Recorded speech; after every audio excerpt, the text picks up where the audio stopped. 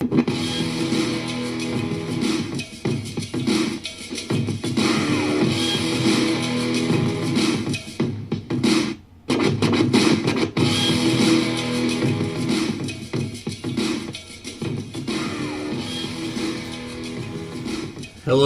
Clicks players around the globe.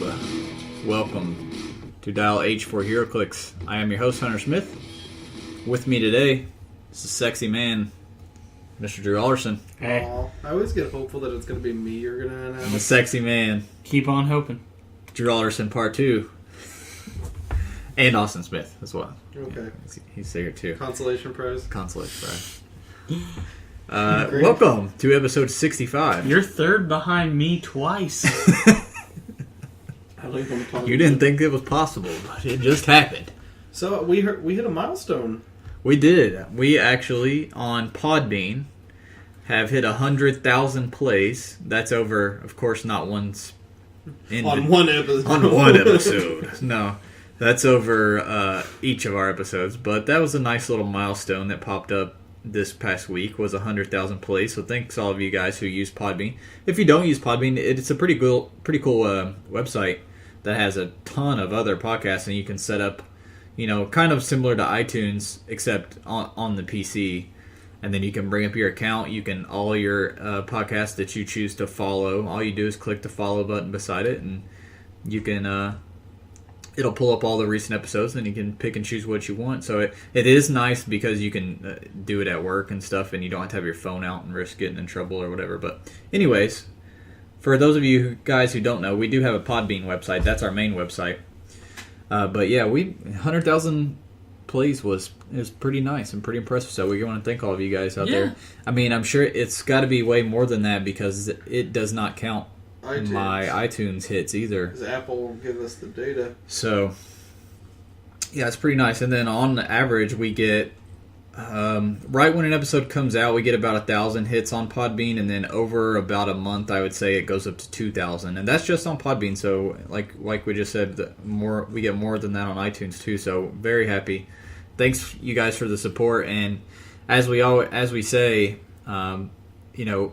we don't promote this cast everywhere and shove it down everybody's throats. Our only promotion really is by you guys telling your friends. So if you guys know other players at your venues, share the good word about the podcast. And excuse me, sir, have you heard the good word of Andrew Alderson? So tell your friends, have them check out the podcast. But anyways, thanks you guys for the support. Today is kind of just like a spoiler alert podcast because there's been so many official and unofficial spoilers over the last week, and actually 2 weeks, because if you guys remember, last week was just our episode with Jittery, and that was all that our episode contained last week because we actually went camping down at my mom's, me and Austin and the rest of my cousins, his brothers. We went on a camping trip, so we wanted to play that Jittery interview for you guys. We hope you enjoyed that. And wasn't live, sorry. Really liked him. He was a really nice guy. Definitely. I look forward to having him on the show again. Yeah, we're gonna try to get him on again. It sounded like he was interested for sure in being on again. So if you guys want more of that, or you have any other ideas for other people you would like to hear interviews with, or be a guest host one week, just shoot them to us on Gmail. If any of you guys out there who are former world champions, or work for WizKids or something else, run a large Heroclix website or something, and you want to get involved with us, just shoot me an email on Facebook or Gmail, and we'll definitely hook up. But since we've been, like we were saying, since we've been kind of gone for 2 weeks, we have a lot of spoilers to hit. Oh boy. From a lot of different sets. Oh yeah. So we're going to be covering that. We'll just kind of alternate. Let's start off with the YuGiOh spoilers that were actually from a week ago. But we had the 4-star Ladybug of Doom. Excuse me, I gotta add the of Doom part, or it's not quite as intimidating just being a Ladybug. And Cobraman Sakuzi. And both of these guys have animal keyword, right? I think so. Yeah, it looks like they do. So let's let Drew, you want to start us off with the Ladybug? Sure, I will start us off with Ladybug. 4-star Ladybug of Doom is 40 points. It has 0 range, and it's got flight. it starts off with a special trait.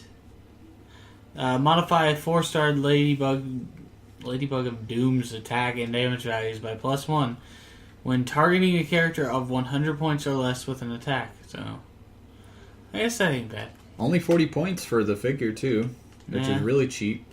He's got an 8 movement charge, 9 attacks, 16 super senses, and shape change. So he's kind of a get up in your face and roll some dice and hope you live. 2 ways to dodge with shape change and super senses. Pretty good. I mean, he's not bad. Not too bad. I mean, if you factor in the trait, you're looking at a 40-point piece that has flight, charge with 10 and 3. Yeah. I mean, that's not bad for 40 points at all. Do some great things. Especially if you're playing an animal team and you need some flight, need some carry. That's not too bad. For Yu-Gi-Oh! Only, not a bad piece.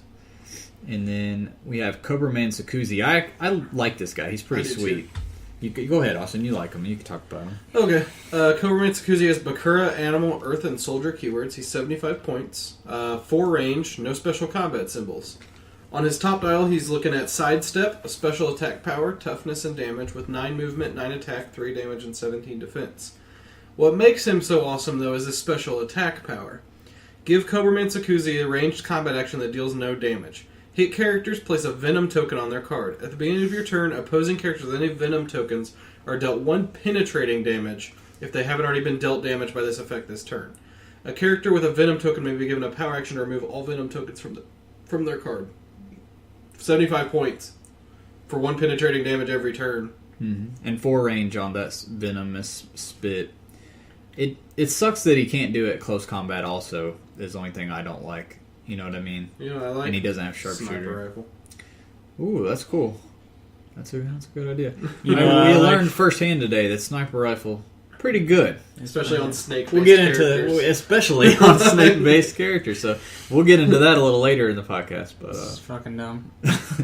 Yeah, the sculpt is really awesome too. Yeah, it's pretty good. And then, like Austin was saying, he's got the spit. He's got one of our favorite combinations on the cast, Sidestep and CCE. Yep, he picks up some charge poison on his bottom clicks. I mean, 75-point piece with poison is never anything to scoff at to begin with, but a penetrating damage every turn is nice. Animal and soldier keywords are nice too. Yeah, I like him overall. I think for Yu-Gi-Oh! Only, which is probably what you're going to be playing him in since the Yu-Gi-Oh! OP events are coming up, I think he's pretty solid for Yu-Gi-Oh! Only. Yes, sir. So, what else do we have here? Alright, I'm excited to talk about this next spoiler. And it's not just because she has the Teen Titans keyword. It's because she has the Injustice League keyword. It's because she has that amazing Injustice League team ability that we talk about how much we love all the time. Not the worst team ability. Wait. Yeah, Wait. It is the No, worst this team time ability. you can't be sarcastic. It is absolutely the worst This team time ability. it is the worst team ability in the game. What's worse? There isn't one? That's what I thought. Alright, we're talking, of course, about Magenta, who is going to be in the Flash set, and she will be, from the looks of her symbol, Hunter. a Super Raid. There's going to be a Flash set? There is. I hear it's coming out sometime this year, maybe in like 3-4 weeks from now. Soon. Can't believe they didn't announce it earlier. Magenta has Injustice League, Rogues, and Teen Titans keywords. She has 115 points. She has, as we alluded to, the always super useful Injustice League team ability. And she has Flight, 7 range, 2 bolts. She does have a trait which gives her... I'm assuming this is a mistake on the card and that it's not supposed to be a trait and it's supposed to just be a normal improved... she has improved targeting, ignores all characters, friendly and I opposing. didn't even notice that, actually. Yeah, on her dial she has the X, so that tells me that on the card, that the card is a mistake, that's actually just supposed to be a... Anyways, her other trait, or maybe her only trait, we'll see, is called Attract or Repel. Give Magenta a free action, choose a character with normal symbol, the Starburst symbol if you want to call it that, or tiny symbol, within 3 squares and line of fire. And remember, she ignores all characters on line of fire, so it'll be relatively easy to get this. Place that character into a square adjacent to the one they currently occupy. Now, the usage on that is just like infinite. Hunter.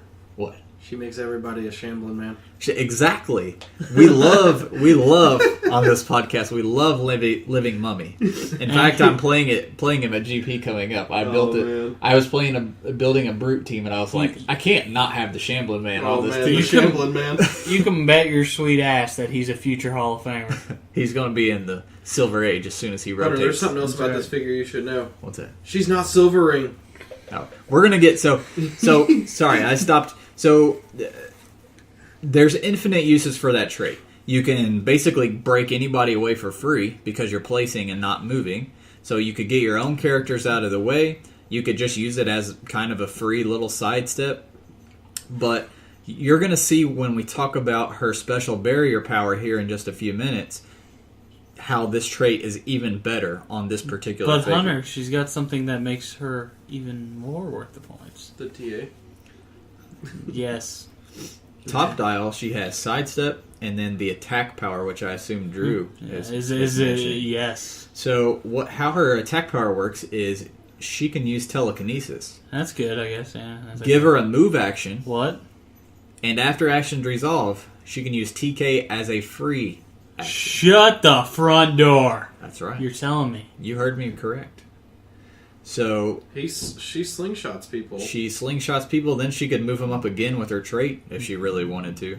Move the fuck over, Catapult Turtle. You got someone coming to take your crown. Hey, no one dethrones the catapult. I think she dethrones the Catapult. Then she gets at the same time, top dial, Top dial. has this special defense power called magnetic barriers, and this is the reason why I love this piece more than anything. Okay. She can use barrier and toughness. Right. When she uses barrier and actions resolve, you may choose one opposing character with the fist and the normal damage symbol within 2 squares of a blocking terrain marker.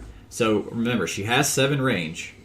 So basically within 9 squares of her, you can take the character, place it adjacent to the blocking terrain that you just put up. When a character adjacent to one of these markers attempts to move, it must attempt to break away as if the marker was a character friendly to magenta and can't be ignored for movement purposes. That's amazing. So, now think about this. In some situations, you would be able to use her barrier. Probably just by placing the barrier, you're going to be able to put it adjacent to, say, 2 of their 4 figures. Then you can kick in her trait and move another one of them next to the figure. Maybe even whoever's basing you and giving you trouble, like with her. Like if they run in, base you, you throw out a barrier a little ways away, you make one of them be next to your opponent who's giving you trouble, and then you use your trait and move them next to that barrier, and now their entire team is now stuck. It sucks she doesn't have willpower. That's the only thing I really wish she had. But I think she's a good piece for 115. 115, points. she's great. At the very least, she's a 115 barrier piece, a barrier TK. Annoying, really, With and a 7 taxi range. too, because she's flight. Yep. So think about this for a second. Even as Austin's saying, just if you wanted to use her for support, which you're mainly going to be using her for, she has flight. She carries 1 person. Yeah. She moves up 7 squares. Then TK's Then you give her. Now that she took a move action, now you can TK a 3rd character for free, and then you could trigger her trait and move another person at least 1 square. You know, it'd be great with her. Any way to give her enhancement or empower, particularly, would make her absolutely ridiculous. So she has shape change top dial. Next 2 clicks, she Bug. keeps the barrier, but she picks up Force Blast and Range Combat Expert. And then her last 3 clicks, she loses her special barrier, but she picks up Energy Shield and kind of switches between RCE and shape change. But I really like the dial. I also like those keywords, the Rogues and the Teen Titans. I really think I'll be playing this figure, and I think it'll be one of those figures that's fun to play. Win or lose, I like creative pieces like this where you can really get... Yeah, this is an I love battlefield manipulation. One thing I'm realizing about the magnetic barrier is looking at it, it just says place that character adjacent to the marker. You can place it on either side of it if you wanted. Mm-hmm. That's nuts. That's what I was saying. Like, if somebody's giving you trouble, because remember, you can use barrier while you're based. So if somebody rushes in and is giving you trouble, is going to poison you or something, throw out barrier, activate the power, put them on the other side of the damn barrier, and choose another one of their people and place them next. Like, she's going to be annoying if in the right player's hands. She's going to be good. We forgot to mention, as always, if you want to follow along with us on these, most of these, you can go to Heroclix.com and pull up, including this next one, who is called Mob Rule. If you're unfamiliar with him, he is a Flash character who's most of the time an ally. Yeah. And this is a gravity feed figure, so we're going to assume that we also are going to get a Mob Rule in the main set as well. I love the sculpt. I mean, like, I don't even care about the rest of the character. The sculpt's awesome. And something I thought we could start doing, and actually we'll go ahead and do it for Magenta real quick, is for a lot of people who probably aren't familiar with these people, we can just do like a 2-sentence Wikipedia, like, is this because of Rainbow Raider? It may have Been influenced. inspired. Is this because of Rainbow? Magenta is a purplish red color. So let's go to the Magenta disambiguation. Let's pray that she's even on Wikipedia. Yeah, she is. She's gotta be. So there's not much for her. In fact, it just Scroll up. is it at the top.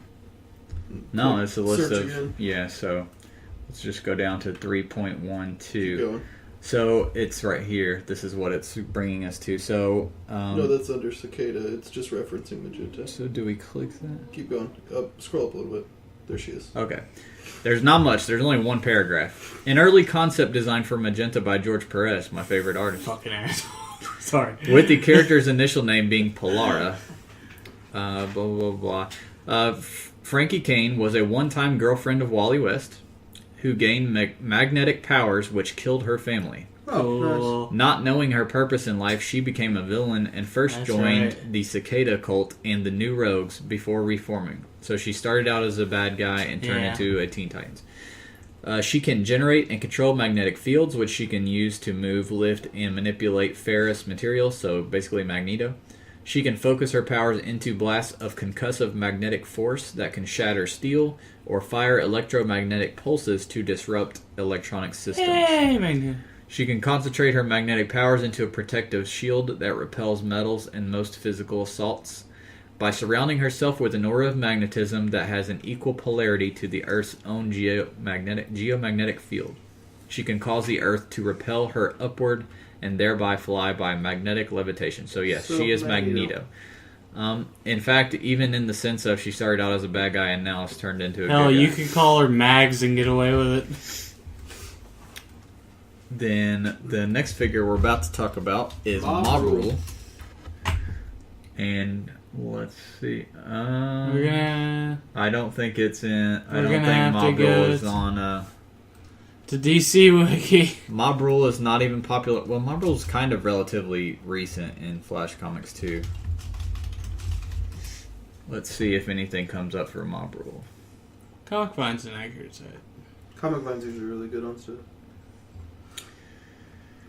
Mob Rule, a team comprised of dozens of duplicates of Barry Allen's old friend, Manuel Lago. They're neither good nor evil. They just wish to continue living and will do so by any means necessary. They are Mob Rule. They were in first appearance, The Flash _1, and this was Manipul's and Jeff Johns' run. No, it's not. It's Manipul and Yeah. what was that guy's name? Brian something. Brian Bucoletto.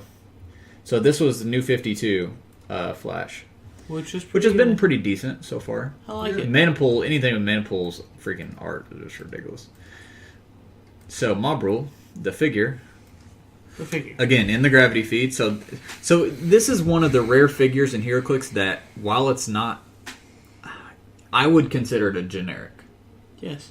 But The it's same not. way I would consider Jamie Madrox a generic. Yeah. Yeah. He's kind of like Right. Mysterio or Jamie Madrox. Like if your venue says Highlander, which means you can't play more than one character with the same real name, and you said, well, can I play multiple Mob Rules? I think they would let it slide. Yeah, because... If I were the judge, I would let it slide. Yeah, I mean, look at...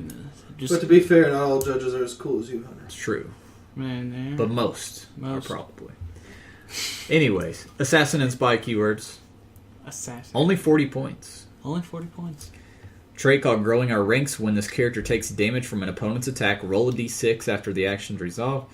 On a 5 to 6, you may place adjacent to this character number 210 mob rule on click number 3, or number 009 mob rule on the click number 1 that appears after the orange KO. Interesting. So we know for 110% that The it will be main set 009, so it'll be a common as well. So the main set one's also going to have 2 dials. Yeah. Interesting. So this dial has plasticity and power and toughness, so it could be really annoying if you had a couple of these swarming up on your opponent.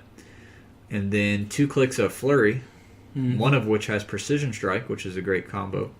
And then 2 more Precision clicks. strike and power with flurry. Yeah, and 2 more clicks of sidestep. Which is precision the strike. click they start on, I'd like to point Right. out, when you bring them in. So if you bring another one in, Drew's bringing up a good point. They'll come in on, in my mind, their best click. Yeah. Flurry, precision strike, 16 reflexes, That's really good. and a 2 in power. For a 40-point piece. I actually think that's a really good piece. So it's not bad at all.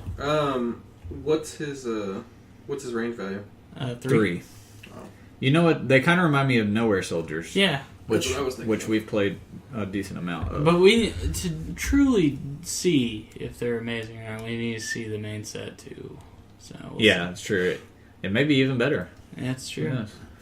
Ooh. So, I'll let Drew talk about Ragdoll, but before we do, those of you who listen to every episode may remember when we first said that, Ragdoll's going to be in the set, and I got all excited. Except And then Hunter was the one who got excited. There was I got just excited, Ragdolls in it. and then I looked at the sculpt, and I was like, that doesn't look like Ragdoll.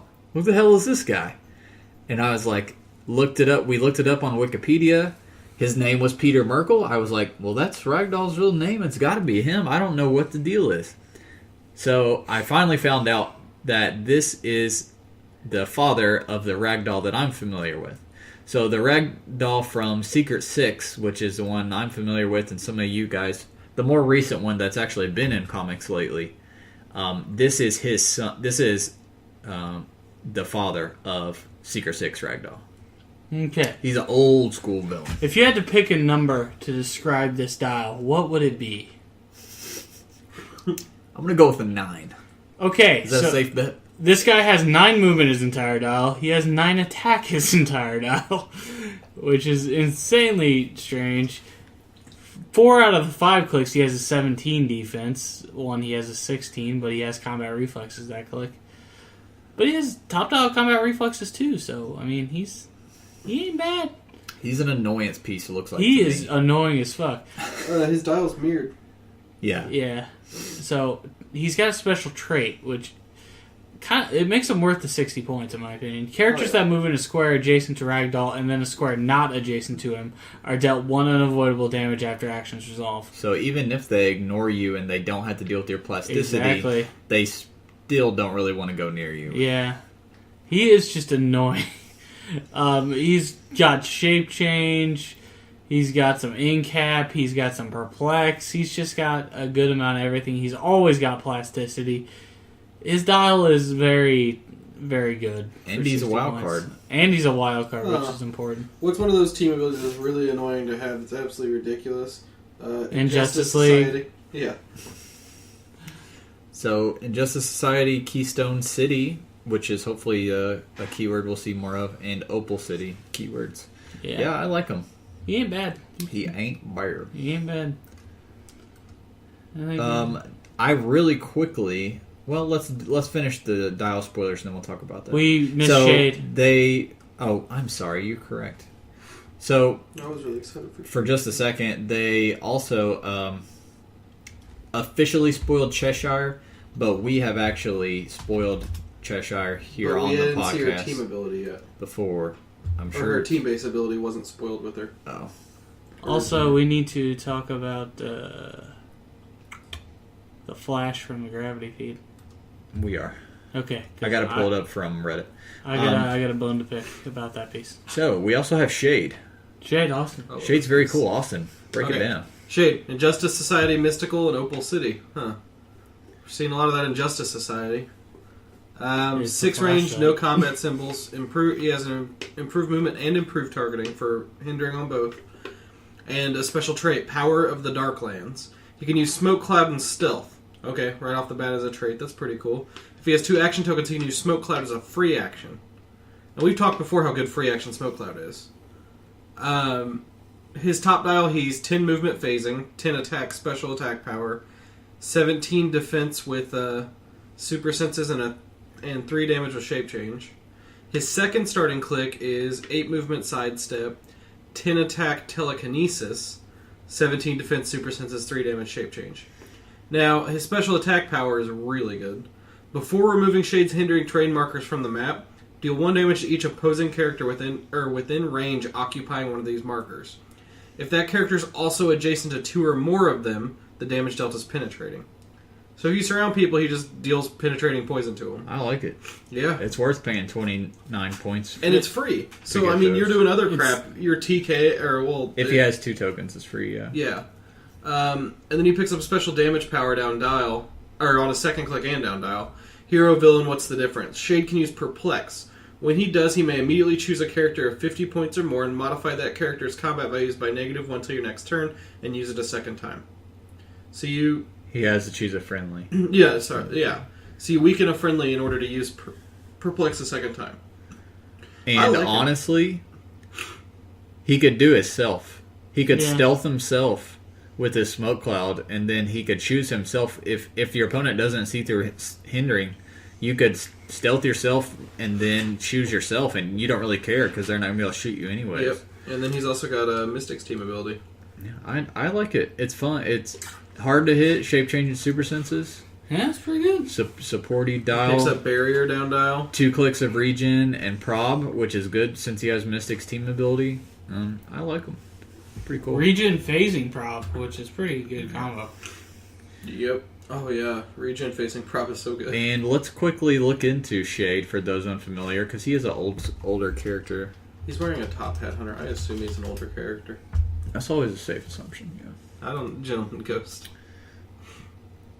Shade was developed in the 40s, first appearing in Flash stories. Debuted as a villain, best known for fighting against 2 generations of superheroes, Golden Age and Silver Age versions of Flash. He eventually became a mentor for Jack Knight, son of Starman, a hero who Shade also had fought. Initially portrayed in Golden Age comics as a thief with a cane that could manipulate shadows, the character was reinvented in 1994 as a morally ambiguous Victorian-era immortal who gained the ability to manipulate shadows and his immortality from an unexplained mystical event. So, pretty cool. And it sounds like they did a pretty good job getting his dial down. And what was the other thing we were going to talk about, Drew? Oh, the Flash. And Yeah. Cheshire's team-based ability. Yeah, I don't really give a shit about Cheshire. I do, because it's actually really good. Okay. I'll cry that on her. So we're not going to redo the dial because we already we're talked not about going her. back over that. But her team dial does what? Is when she uses solo adventure, you may instead place her adjacent to the mark, and she may immediately make a close combat attack against the mark as a free action. Okay, yeah, that's pretty good. Yeah. So while I'm finding Flash from the Gravity feed real quick, people have been asking us, asking me to do a rules video from our rules series on our podcast, on our YouTube channel, and asking me to do a battery video. And obviously I'm not against it. And if I had time, to. No, we forgot someone too. If I had time to do it, I There's would. another one, too. But I just haven't had time. What's that? 4th post down. Oh, Dark Magician Girl, yeah. I just haven't had time to do it because of various things. So, luckily for me, another man who has more time on his hands than I do, Dragon on HC Realms, who's one of the new Orange... they're not rules arbiters anymore, but they're just respected people who are knowledgeable about the rules on HC Realms, did a very good article on the power battery. So for those of you who are wanting advice on the power battery, go to hcrealms.com. It's currently on the front page if you go within the next couple days. If not, you'll go to the forums, go to General, and then go to Rules Discussion. And find the article titled Deconstructing Rules Power Battery.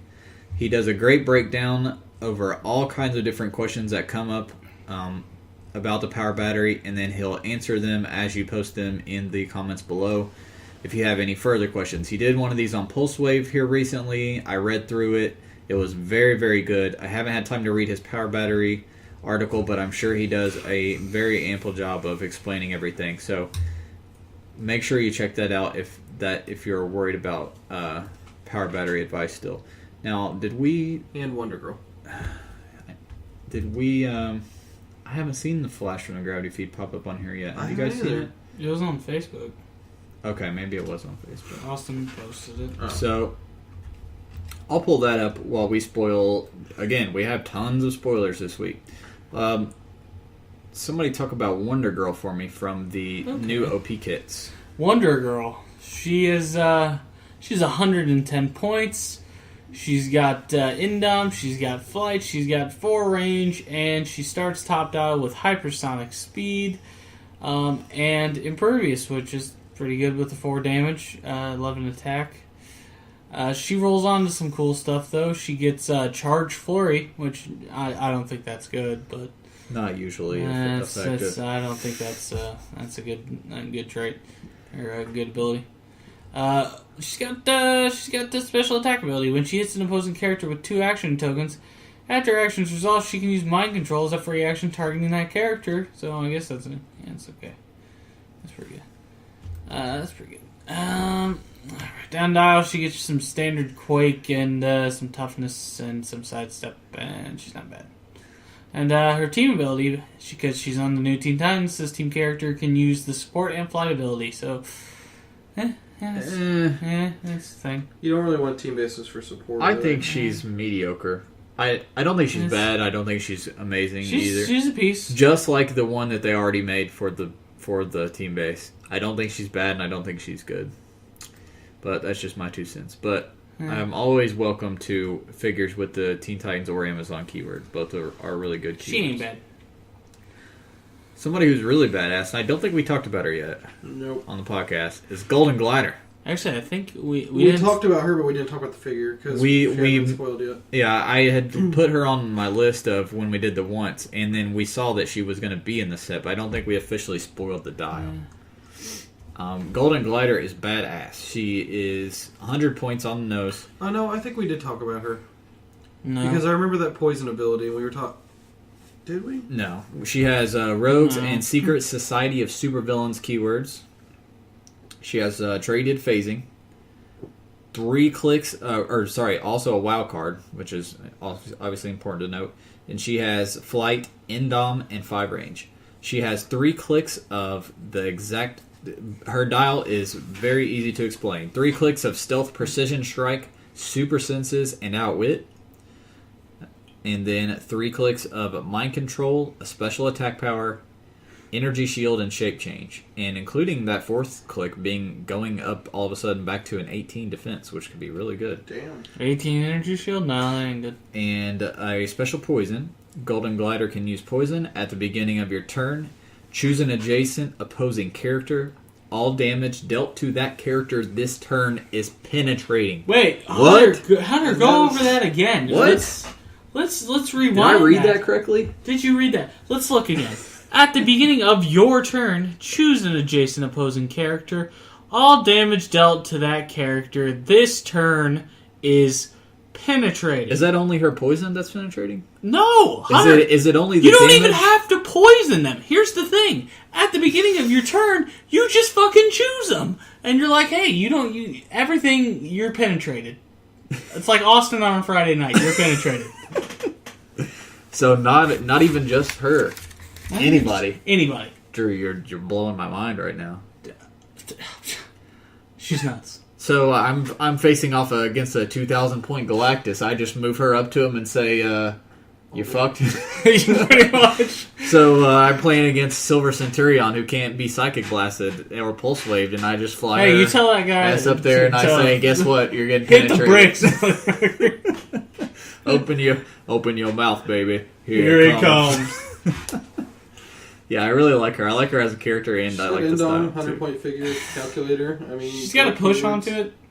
Oh man, which is bad, but I wouldn't push her onto it because it takes too long to get to it. I'd put her in stealth. I'd let her pop people with precision strike, and I'd dare them to come up and try to hit me with my 18 super senses. If they do hit me, they're taking penetrating damage next turn. So they better kill her in one hit. Yeah.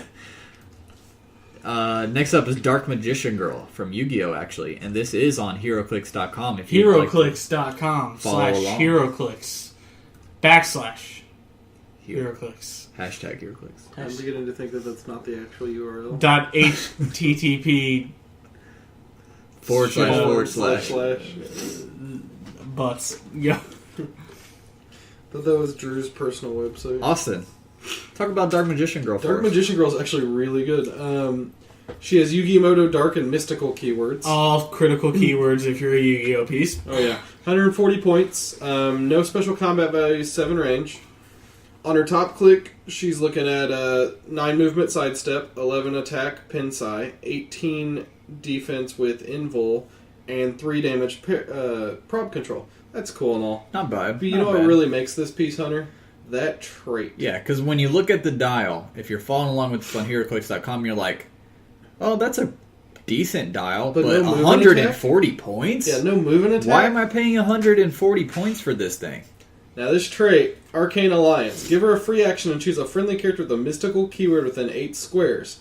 Choose up to 2 standard powers that character possesses, and she can use the chosen powers until your next turn. So she can change that every turn, too. She wants Pulse Wave one turn? Sure. She wants it's Running Shot? She can take that. She wants another defense power like Invincible, so she can choose between the two of them? Fine by me. She wants to take hypersonic speed off Goldix? Yeah, she does. Oh, Goldix. We haven't talked about Goldix in a long time. Yeah, I like her. She's not bad. She's not in Yu-Gi-Oh! Only. She's probably gonna be a boss. Well, I mean, there's a lot of good mystical pieces that are cheaper too that you could put. This just reminds There's me. a very cute man named Time Wizard who may or may not have the mystical keyword as well. Sorry, Drew. Go ahead. This just reminds me of a Mage Knight piece, honestly. She's pretty cool. I like the sculpt a lot too. Yeah. I like it. And she looks like she'll be a super rare. And we're getting another one in the OP kit from the Metal Ammonium too. So. Then, last but not I least, gotta talk about this. Drew wants to talk about I gotta talk about this. old Austin, where are you going? Jay Garrick. Austin, where are you going? Nowhere. This is Flash number 201 from the Gravity feed, so again, we will have another one in the main set. But Drew, Okay. tell us about number 201 Gravity I've been feed. hearing a lot of people say this piece is bad on her. Why is it? Why? What do you think about it? I think he's fucking amazing. Okay. Stick with me now. All right. He's 110 points, and he starts our top dial with a 9 attack.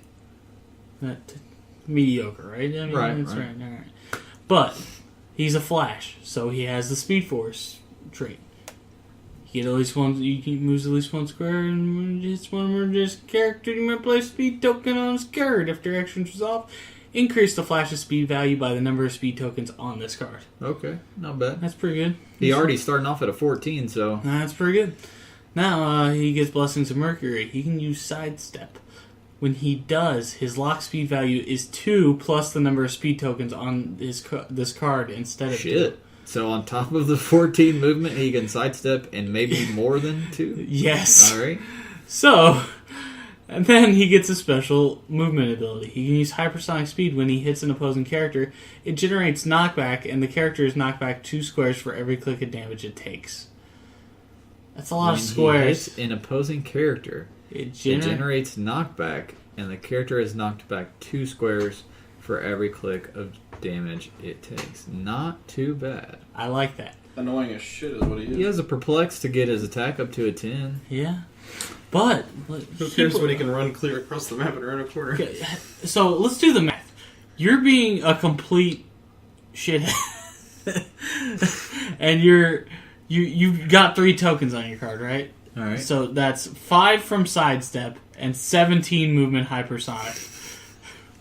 With a perplex. If you're just feeling frisky. What are you gonna do to stop this guy? Plasticity. Put a bush in his way. I'm telling you guys, I like how you ignore this water. piece, if they're not playing a tentpole team, this guy will just wreck house. Yeah, I would just use them and eat up support pieces. Like, he eats support pieces for dinner. He does cost a lot, though. 110 is a lot. But it gets Yeah. better, Hunter. It gets better, and this is the most awesome use of Quake I've ever seen. In fact, it's the best use of Quake I've ever seen. Oh, big words. What's going on? He rolls on. He has hypersonic nearly his entire dial, except for his last click, Which he has regen. which he has regen. So, I mean, honestly. But, okay, so the Quack. The Quack. Go watch the Mighty Ducks. You'll get it. The Flash can use Quake. He can use it normally, or instead he can use it as a close combat attack. Oh, shit. So he can use it during his hypersonic. You know, it'd be useful if he also had another power that let him get through guaranteed damage Precision strike. with that Quake. He has Precision Strike, Hypersonic, Yes. Quake? Yes. Okay, I'm sold. This piece is... It's only for one click, but still. And then he just runs away. It's 2 clicks. It's worth noting. Like that. It's worth noting that he has Precision Strike on clicks 2, 3, and 4 too, and Hypersonic and Precision Strike, best buds. If you say this piece is bad, you're bad. I don't think he's bad. I do think he's a little overcosted, but I don't. I think I he'll agree be. with Hunter. I think he'll be very. You just don't... I think he's a good piece, and I think he'll be fun to play. I just don't think he'll definitely be fun. I don't think he's superb or anything, but yeah, No, he looks fun. He's amazing. I love Sculpt this. looks good too. Drew Flash Meta 2014. No, I don't. No. Well, you'll have a lot of flashes to choose from at that point. That looks like it will do it for us for news, correct? I mean, we got some images of the sculpts for the new OP. There's the new Cannonball! and this one's awesome. Cannonball is pretty badass, I must say. This figure, Hunter, is great. So, Cannonball's 125 points. Can hypersonic charge Quake? Now, Close enough. so if you haven't seen this Cannonball, because I haven't seen him on the big websites. No, he was posted over on figures.com as an exclusive preview. So I'll copy and paste this URL in the podcast description. First of all, Sculpt's badass. I do want to clarify, it's Same figures.com, not figures.net, which is Drew's weight loss website. I just love it. And it's not fullfigure.com, which is a site that I visit very regularly. And it's not lackofigures.com, which is my Austin's, which is Austin's weight gaining website. Anyway, continue. It's all about Cheez-Its and chili. Cannonball is 125 points. 4 exceptionally good keywords: Avengers, New Mutants, X-Force, and X-Men. I don't know what you're talking about. All of X-Force is which- a bad keyword. Avengers and X-Men aren't like the two, don't cover 90% of the teams in existence. He breaks through blocking on movement. That's good. He has a very good trait. Cannonball and adjacent friendly characters can use energy shields. Get the... When Cannonball moves 4 or more squares, he can use invulnerability until your next turn. That's dumb. It's going to be pretty easy to move 4 or more squares when you have his special movement power Is it? of Hypersonic, and while using it, hit characters are dealt knockback, equal to half his speed value. His speed value is an 11, by the way. Hit characters are dealt knockback equal to half his speed value instead of any other knockback. You know, it'd be really great if they'd release some sort of object that makes all knockback damage penetrating and increases it by 1. Don't know if it would combo. I looked it up. It looked like it did. It says instead of any other knockback. Let's read Force Blast Ring. I assume that's what you're talking about. Yeah.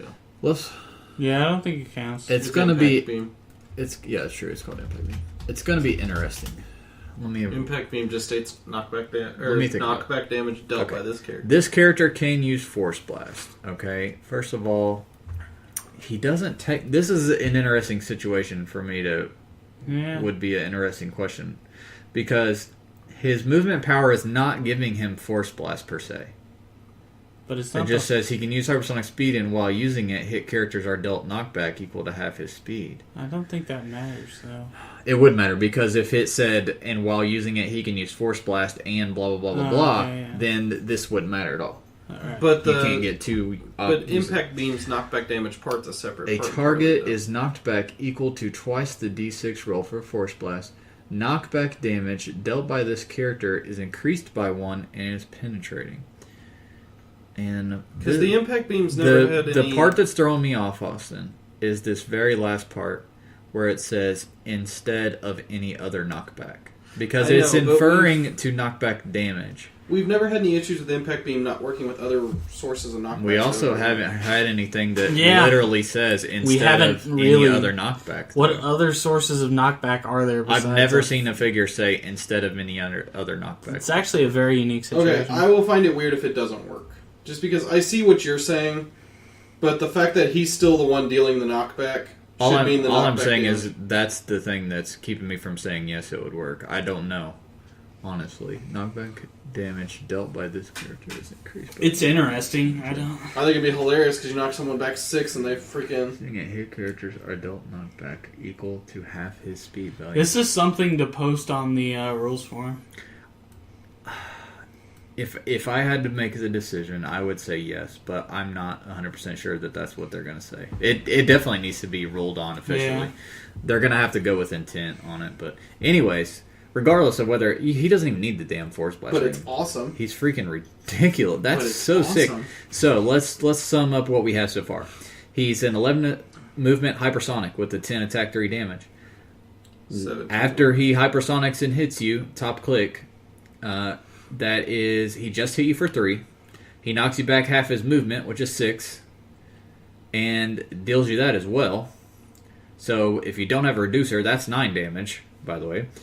Then he just moved more than 4 squares, so he can use invulnerability as well. He also has, so now he'll have energy shield, invulnerability, and willpower all on the same top click. Where'd you get 9 damage at? He punches you for 3. He punches you for 3, and then you take half his speed value, so you take 6. Your dealt knockback equal to have a speed value. I don't think it's bonus damage equal to have a speed value. Oh, okay. So it'd just be knocked back 6 Yeah, I don't squares. think he's. Why didn't they put square? Why didn't they specify squares or damage? I don't know. Because it's WizKids. This is. They did such a good job with saying any instead of any other knockback, and then they get sloppy by not specifying exactly. Anyways, we'll come back to this piece once we get official rulings on everything. But yeah, that's potentially really, really good. X-Men team ability, 125 points. Then late, looks like 3rd, 4th, and 5th clicks, he gets a special damage power. If there are no friendly characters adjacent to Cannonball, deal 1 penetrating damage to all adjacent opposing characters when Cannonball begins a move due to his own action. That's awesome. And again, he has hypersonic on one of those. On the first click, he gets that. Hypersonics away, hypersonics back. Yeah. Hypersonics away, hypersonics back. Pretty sweet. Then he has it with charge for a while. So And then his team ability replacement's really good too. when this team character moves due to its own action, it may use Invincible instead of the power in its defense slot until the beginning of your next turn. New Mutants has shitty defense powers. I was going to say, usually has toughness, so not bad at all. He's a little pricey, 125, but I think he's pretty dang good. Yeah. He's at least going to be a fun piece. Yeah, well, he's at least, even, remember Doctor Strange? Yeah. We would pay 75 points, we'd give adjacent friendlies energy shield, Adjacent and friendly- you couldn't do much else with him. Yeah. He would perplex, that's about it. But with this guy's running up, punching somebody in the fucking mouth, Knocking and them then halfway running across back. the map and running back. And then running back and giving everybody energy shield again. So Yeah. he can potentially be very good. We'll get back to you. No, he's awesome. Once we get word on the whole knockback situation, we'll get back on that in a future episode. So yeah, cool spoilers, whole lot to talk about this week. Let's do Drew's Silver Age Corner of Values. So I think today what you should go with, Drew, is a piece that's near and dear to your heart that you may or may not have received today from a fan. I think that should be your Silver Age Corner of Values. Haven't I already done this? I don't believe you have. I think. Really? I don't believe you have. And even if you have, We'll let it slide I think today. we should revisit because it's a special occasion. It was very special. Okay, let's look at the best Heroclix piece of all time. Drew, what are you selling me today? Let's take a trip on down. We gotta go to. We gotta get we're our. going local- on Down back? to Canada. We're going down. Well, I guess we're technically going up north, crossing the border. No, we're going back, Hunter. We're going. Don't bring your weed or any other illegal items with you because we're going through customs on our way. Are we? Are we going to? We're going back to the winter wonderland Let's go back to of Canada. winter. Oh, motherfucker! What did I just do? What did you? I want to see Santa. Let's go back to winter of 2011. Cold winter. I think. I don't know. I don't remember. I don't remember. Let's go back. Who gives a shit about winning? Austin. Oh, sorry, just Trying to- continue. Trying to do my Are trying you? to do my Are spiel. you trying? Let's go back to giant size X-Men. Now, Mhm. most of you just flipped your crap because you know exactly what we're talking about. But others, Excellent set. excellent. One of the best sets of all time. One of the best sets of all time. You got pieces And such also as... one of the, if not the best-selling sets of all time. I agree. But continue. Mm, No, it did. It literally sold it out did- like It instantly. did Tom's gangbusters. messing with you It guys. like literally sold out. So, Hunter, this set had like GSX Magneto. It had A really good Storm. the stupid ass A really good Cyclops at the time. Nightcrawler. Oh wait, no, that was what was Spider-Man. Yeah, that's what it was. Let's look at this entire set. It had a little cute little boy in tight outfits that Austin likes to play named Cypher. Yeah. Cypher's so good. Cypher's- It had Roulette, who's very good for Roulette's points. very good. Domino. Holocaust. Domino. One of my favorite pieces to play, Tabitha Smith. Tabitha Smith's really fun. good. Boom, boom. It's, Professor X. Oh, it may or may not have one of the best clicks of all time. And Professor X. It also has Blob, Pie- the original Blob. Blob, who Who's was the dude who stops hypersonic that's in this set too? I can't remember his in name. GSX. I'm not sure. Oh man, what is his name? He's No. fat, all colonial looking. Oh, Harry Leland. Yes. Yeah, Harry Leland actually didn't he? George played him in Worlds. I think he ended up getting second that year. I think it was the year Alex won, but George played him on his team. Leech is from that set too, isn't he? Yes, he is. Yes, So he is. very good set. Anyway, Leech is the... so out of all these amazing figures, Which one's the best, you might be asking? which one's the best? I don't even. Hmm. What are you selling me? You saying this figure you're selling me is better than any of those figures from Giant Size X-Men? It's tall glass. It's definitely better than Juggernaut.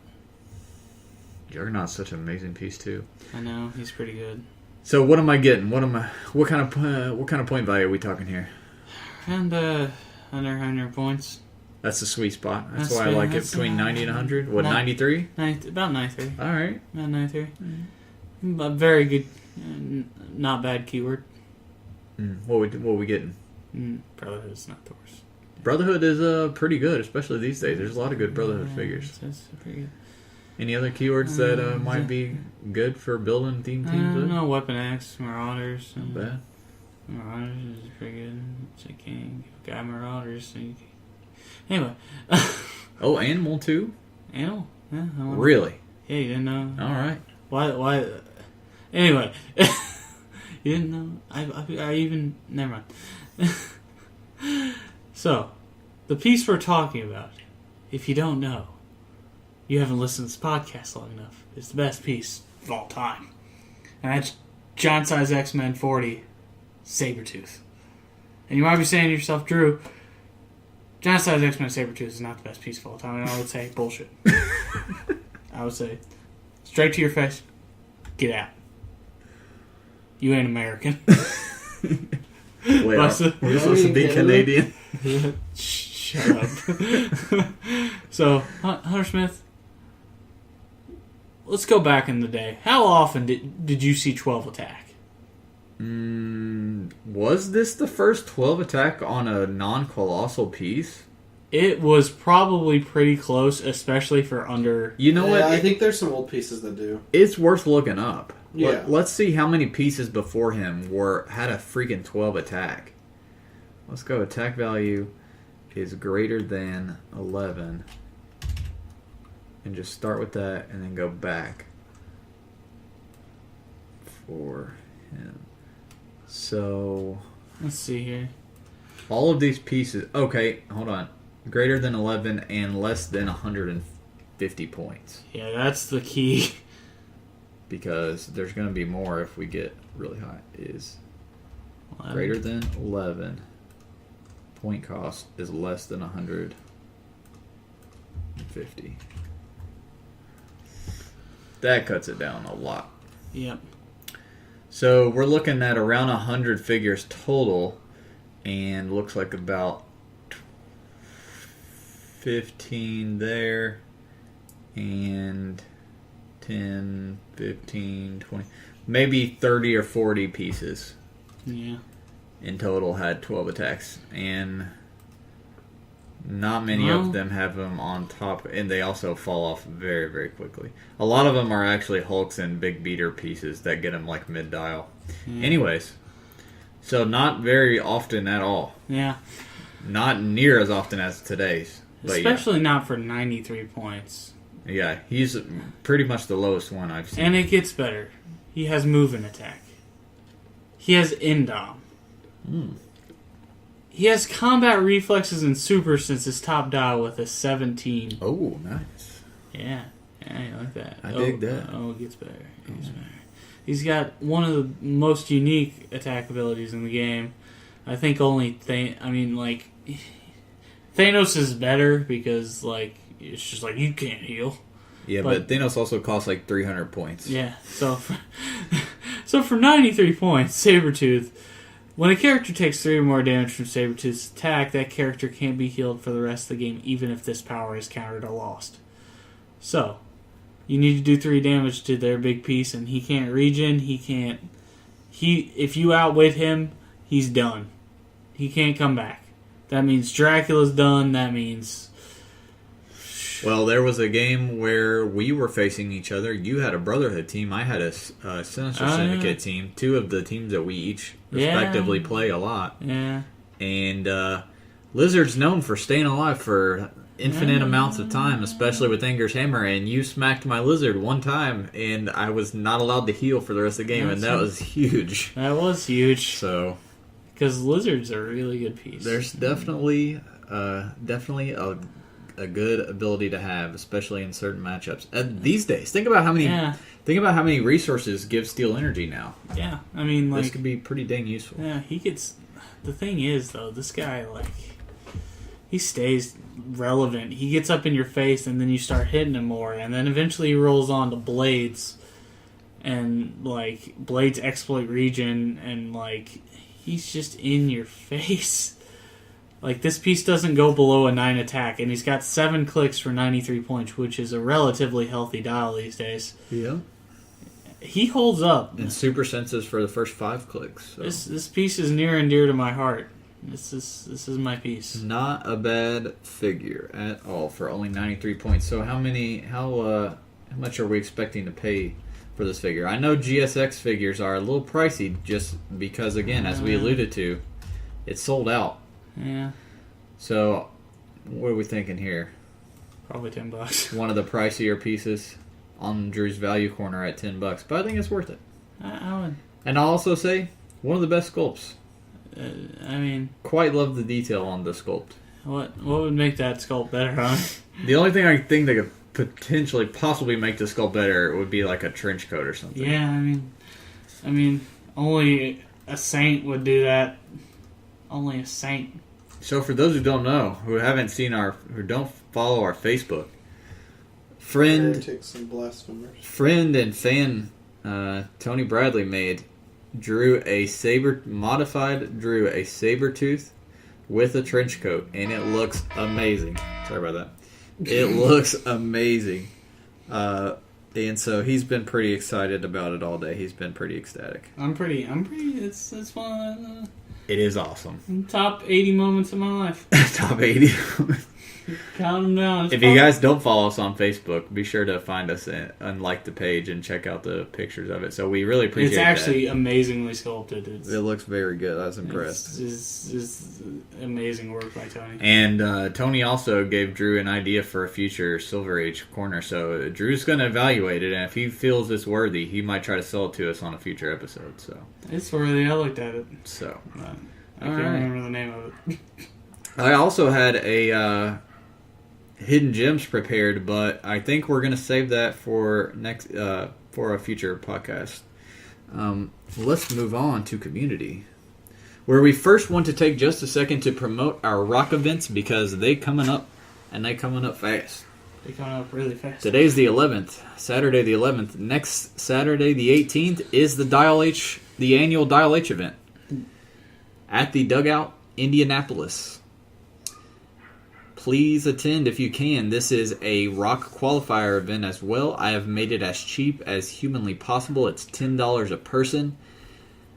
And every extra person that shows up, once I pay for what we paid for the kit, all your money is going towards more prizes. So the more people that show up, the more Warlight boosters I'm throwing in, and random door prizes and such. So we're not making any money off of you guys. This is all about prize support. We just want everybody to come and have a good time. So if you can, attend our event on the 18th, this coming Saturday. It will be starting around 12-ish Eastern U.S. time. You can begin turning in your build sheets and stuff at 12:30. The actual matches will start at 1 o'clock sharp, and we'll be running up into about 7 at the latest. It just all depends on turnout, on to how long we stay, but definitely no later than 7. So be sure to attend that. It'll be a good time. Bring other games with you. If you play Dice Masters, bring that with you, or anything up Magic, or any board games that you'd like to play, because if you get cut, once we make the cut to the top 8, if you get cut out of the tournament, we want you to stick around. There'll be concession stands. We'll all be playing various games, or if you want to play pickup games of Heroclix, we're just going to bro it out. Bro down is what we're going to do. This is the old bro down. Because Austin and I will still be giving out door prizes throughout the entire day, and the best ones come at the end. So if you leave early, you're going to probably miss out on the giant colossal Cyclops that I have for you, or maybe a chase figure from a past set, or maybe some custom poker chips that I may or may not have made various extra sets of to give out to you guys. Maybe a kiss from Austin. Maybe Drew will stamp your breasts with his value stamp. If you're male, I'll consider it. I might have to be really drunk. You gotta be a really pretty male. So that is on the 18th, and that's the one we would most like to see you guys attend, because we actually get to say hi and talk to you for a moment and hang out and all that good stuff. The 25th is the humongous event known as the first... This will be the first regional that the ROC has ever done. It'll be the Midwest Regional. And guess who's going to be there? At the Convention Center in Indianapolis on the 25th. This event runs all freaking day from 10 a.m. on to God knows what time. Depends on how many of you guys show up. I'll be running this. Drew and Austin will be assisting me. Hi, how you doing? And this is going to be one of the biggest, if not the biggest, potentially, Heroclix events aside from Worlds. Yeah. The prize payouts are enormous, but the buy-in is $30. So, first place gets 4 con exclusives, a seat immediately, or you instantly place in top 8, either 8 or 16 in the 5K next year. So you already have a good shot at winning a huge tournament next year. On top of that, you get all the ROC prizes and all that stuff too. So very good payouts. I think second place gets 3 con exclusives. Third and fourth get 2. 5th through 8th still get 1. So, and then again, on top of that, you're getting the ROC prizes, the maps. Top 8 get maps, and they have new maps now, and they look pretty sweet. So, pays out very well. $30. That runs all day on the 25th at the Indiana Convention Center. We also will have side events for this. We just got the details ironed out, and Drew and Austin will be running those for me. Battle Royals for Superman Legion of Superheroes, only $10 a booster. So if you win your battle, first of all, it'll just be a good time. But if you do win your battle royal, you're looking at a decent chance at a chase or a prime, and a guaranteed chance to get like your pick out of at least one of 2 super rares. Then we are also, I believe we'll be getting extra ROC dice and the object tokens, which are actually pretty cool. A lot of our players that have earned rock object tokens like to use them because they're pretty cool, and a lot of them are funny. Like flying cows and stuff like that. Segways. I think segways. We'll have some of those, I believe, as well to give out in the Battle Royals. The other format for side events we have is going to be an interesting one. They're 8-man pods, so it'll be a little miniature 8-man tournament. It'll be single elimination, and the format is 300 points modern age. No, bless you. Sorry about that. 300 points modern age. Ooh. No resources and no entity possessions. Cocaine's one hell of a drug, kids. Everything else is legal, though. So team bases, You could run an individual relic, you could run ATAs, you could still do your theme team. It's not no tactics, it's just no resources and no entity possessions. That'll be an interesting format. I'm curious to see what people run in this format. I wanted to shake it up and do it different than the main event. So, again, those are 8-man pods, single elimination, and those are $12 per person, but the winner gets a brick. So that's considering boosters MSRP for $12.95, you're $12 per person with a chance to win a brick if you're confident in your abilities is a pretty dang good deal. And if you get knocked out of one, again, it's 8-man pod, single elimination. You could go back, sign up for another one, try your chances in a fresh pod of 8 players. So those will be interesting. If you guys want to check out those, we'll be running those side events as well. Dial design, first place was Jawa Pimp. If you want to check out his dial and check out next week's assignment, you can find them in the podcast description. Just click on the link for dial design. Best build we played today, so we have a winner. My team was from Spidey Swing on Gmail. I'm confident I picked his team before. I don't remember if he won or not. I played his team. Drew played What Mama Don't Know, which is a Reddit user, submitted on the Reddit forum for us. Played his team, and then Austin played Nicholas Boyle's team from Gmail as well. So we had 2 Gmail finalists and 1 Reddit.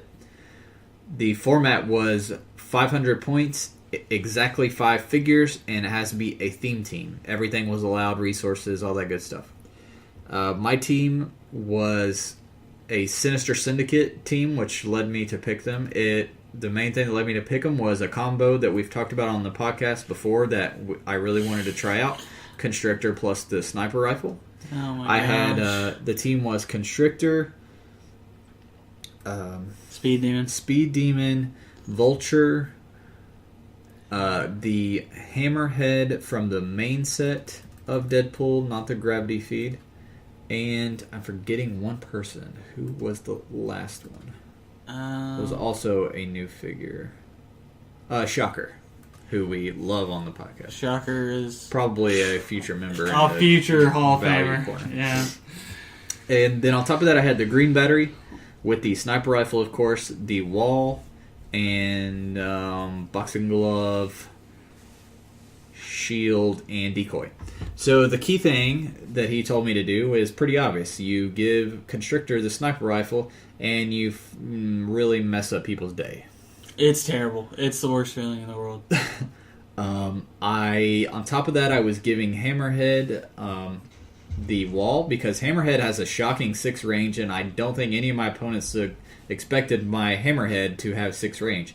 The Hammerhead from the main set has charge and running shot, which is obviously really good to have the option. Another thing I really liked about this guy's team build is that he ran the green ring with these figures, and all 5 of these figures need willpower.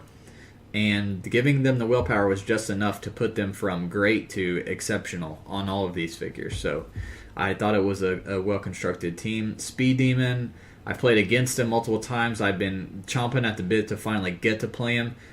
Jesus, did he do work. He is ridiculously good and ridiculously fun. And I can see why everybody plays him. And I will definitely be playing him some more from now on. He was really fun to play. The potential to kill multiple figures in one action is just ridiculous. What set has the superior foes in it? Potentially Avengers. We'll see. Constrictor was awesome. So the reason we give Constrictor the sniper rifle is because of his trait and his attack power. His trait is when he targets 2 characters with a ranged combat attack, instead of dividing the damage between them, he may deal his printed damage value to both targets, and it's usually a 3. So then he has the 10 attack and a special attack power, which will kick in combo with the trait. When he hits an opposing character, choose. The hit character modifies its attack value -3 when making a ranged combat attack until your next turn, or give the hit character an action token. Both options are very heartbreaking for your opponent, especially when you're doing it from 10 range away with Sharpshooter. And another reason why I picked this team is because it had great synergy, because Hammerhead has a special damage power where he can use enhancement, and if an adjacent friendly character can use one of the following, it can use all of the following: Precision Strike, Sharpshooter, or Ignoring, Hindering on Targeting. So Hammerhead allows Constrictor to ignore Hindering and gives him Precision Strike, both of which came in very handy. So I really liked this team. I felt it was well constructed. I was making use of the team ability Masters of Evil with Constrictor, getting to just continually attack. Constrictor really doesn't care about pushing because on a second click he actually gets better, if you can believe it or not. He gets Perplex and keeps the same values. So it was really nasty, really, really efficient. And what I liked about this team too is people would, if they don't focus on Speed Demon, he's going to tear them up. If they focus on Speed Demon, it gives Constrictor time to just bust them, just tear them apart. So really fun. I did really, really well with this team. And then real quick shout out, he put the original Sinister 6 ATA on here, which is a new dumb. ATA. This came out last Gen Con, and this ATA is one of the best I've ever used. It's and ridiculously it's good. Really good. When a character using this team ability hits an opposing character, mark that character with the Sinister 6 token. When a character using this TA attacks an opposing character marked with the Sinister 6 token, modify their attack value by +1 for each token. So when I was playing a figure that's hard to take down, like a 150-point Starhawk or whatever he costs, I hit him twice, and now all my guys get +2 attack when attacking that guy. And it's just nuts. On top of that, if you're lucky enough to be facing off against Spider-Man, or anyone with the keyword, or anyone with the team ability, which Drew's Iron Fist did have, I also do an extra +1 damage to you as well. So this team ability, and remember, what's amazing about this ATA is that they also have the Sinister Syndicate team ability that buffs their attack anyways. So Speed Demon is sharing his 11 with Shocker, giving Shocker an 11, and getting the ATA triggering as well, making him like a 12. So it was just nuts. I really like this team, and I cannot suggest. I'm going to run Constrictor with Sniper Rifle again. There's no doubt about it. I've got to do it. It was fun. It was nasty. It's just cheesy. So Drew, Austin, what did What Mama Don't Know? Or no, it was Drew's team. What did Mama not know? What did she submit to you this week for your best build? Bunch of guys who kick shit. Bunch of guys. Yeah, Drew's team consisted of about 5 guys doing a flying high kick. Which is amazing. Which it was very visually appealing. When I saw Drew's team, I was legitimately jealous. And that's why... And it wasn't just because they were all buff, handsome men as well. Oh, no, that was a huge part of it. Especially Shang-Chi, who's like shirtless, just like flying through the air with his buff as With shit. the Thunder, Hunter. The Thunder. You know why they call him the Thunder? I don't want to know why they call him Because he makes your butt cheeks clap, boy. God. What was your full team, Drew? Shang-Chi, Iron Fist from Secret Veered Self, and Iron Fist from Secret Invasion. So White Ranger Iron Fist, white suit? Yeah. All right. White Ranger. That's what Edward calls him all the time. Who are we missing? Karate Kid. Lei Kong the Thunderer. Sorry, I forgot him. And Karate Kid, who we have From talked Crisis, about. yeah. Is that the one trained by Jackie Chan or the one trained by the actual Japanese guy? So I'm going to assume I'm going to go out on a limb and assume this is a martial artist theme team. No. Animal theme team. It is, in fact, a celebrity theme team. And what resource were we running? The Red Lantern Ring with... Ooh, good choice. That's pretty good. So poison with all these close combat attackers since they're already going to be in your face anyways. Okay, I dig it. Yeah, And then, do you remember the constructs? Yeah, scroll down to them. There you go. Axe, decoy, catapult, scissors, nurse, and boxing glove. All right. So, I'm going to assume the idea is you run out and you kick shit in the face. Yeah. I feel that's a safe assumption. Yes. What are the pros of the team? What are the pros and cons? The cons are if you've got a 10 range fucking guy who gives tokens and makes you have -3 attack, that seems like a con. Or if you have some stupid fucking asshole with the tornado who doesn't want to come down from the tornado or a torpedo? Whatever, who gives a fuck? As you can tell, the saltiness is... It's not good against The ranged sodium teams. levels in this room are making a McDonald's meal look And like yet I child's play. finished higher than you. That's strange. Anyway.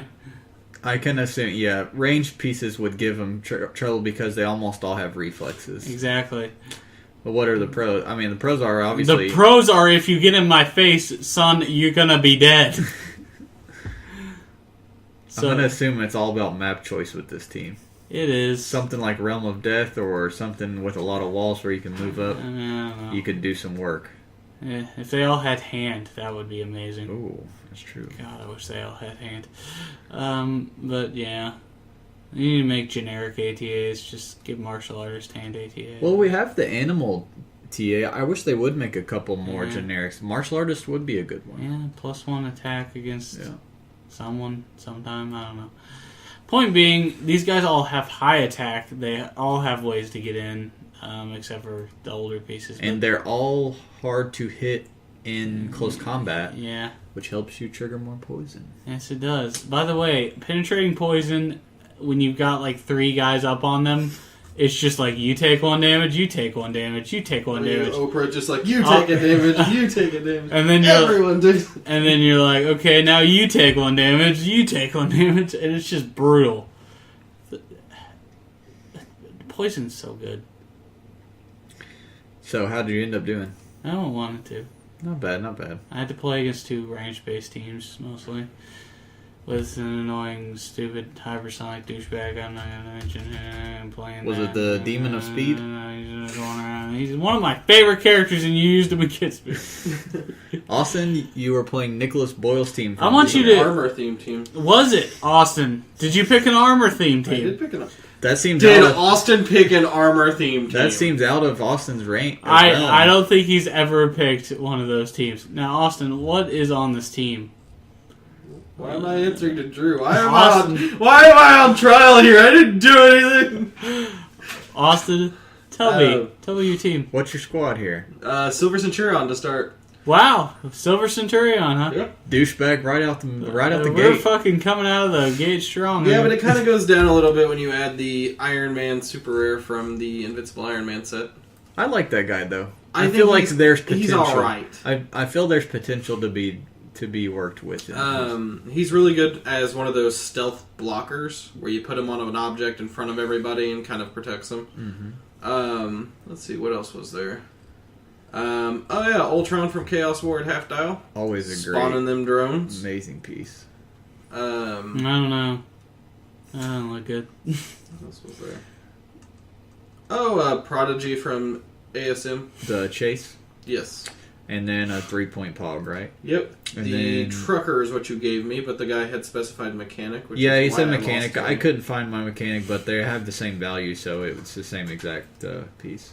I could have wrote trucker on there if that would have made you feel, or mechanic on there if that would have made you feel better. It would have made me feel a lot better. So about my- resource, what are we talking here? we are talking the blue power battery Okay. with all blue constructs, which I went with.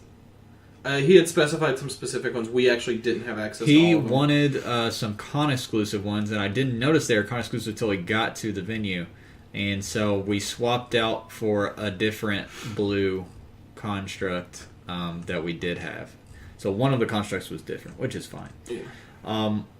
And Drew, real quick, while I'm looking for Austin's stuff, what was the emotional spectrum power that you got for matching up your red construct? Oh, you get Giant Reach. Oh, okay.